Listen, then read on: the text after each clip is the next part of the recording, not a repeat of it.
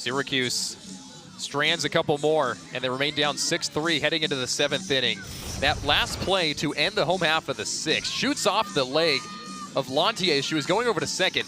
Not sure if it tipped off the glove of Moyer, but either way got redirected, and a very unfortunate play for Syracuse that would have likely gotten through the infield.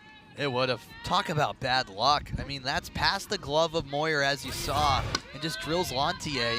If Lantier isn't there, that ball's out to right field, and the bottom of the 6th inning carries on. But instead, we're in the top of the 7th. Syracuse trails 6-3. Juliana Verney, the third pitcher of the game, here in her 3rd inning of work for Syracuse. Natasha Limbani at the plate for Niagara. Singled and scored in the 3rd. And takes a high pitch. It's 1-1.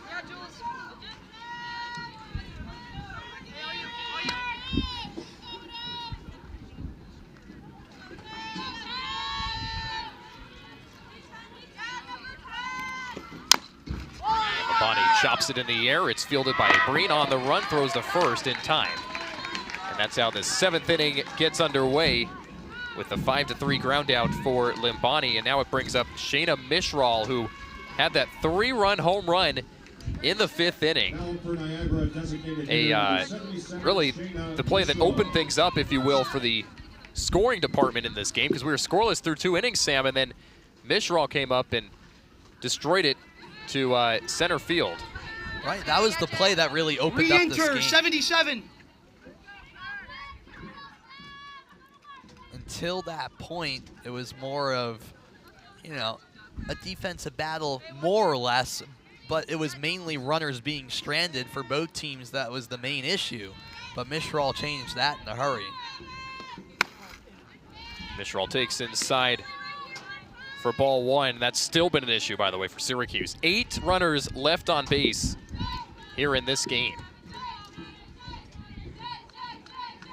Juliana Verney doing her role to try and keep this game relevant. 1 out in the 7th. Verney misses up and away. Syracuse offense has been stagnant as of late. And we've mentioned it a couple times already, but Coach Debking did not plan for Verney to come into the game here in this first game of a doubleheader against Niagara. What have you seen from her overall, Sam, trying to keep Syracuse afloat here in the later stages? Yeah, I mean, to be fair to her, I think that last inning showed a lot about her ability. Again, she came into a rough situation in that 5th inning where the bases were loaded at the time, and there was an error right away that allowed another run to score, which was unfortunate for the most part. But she ended that frame with a strikeout. I think she's really calmed the nerves, and for her to get a clean slate as well with the bases empty, I think that's key for Verney. Again, someone who's used to starting for the most part. And going deep into games, obviously all that's needed here is a couple of innings of work. And I think Verney understands that, where she's willing to kind of up that velocity if she has to. 64 right there on the strikeout. And Juliana Verney picks up her 3rd strikeout of the afternoon here in her 3rd inning of work. And there's 2 down in the 7th. Verney making her 14th appearance here this season. With 2 down, trying to put away this Niagara lineup and put Syracuse in a situation that they're in right now, down 3 in the home half, potentially. Trying to battle back. The 1-0 is skied in the infield, and a quick pop out to Jaden Burney ends the top half of the 7th.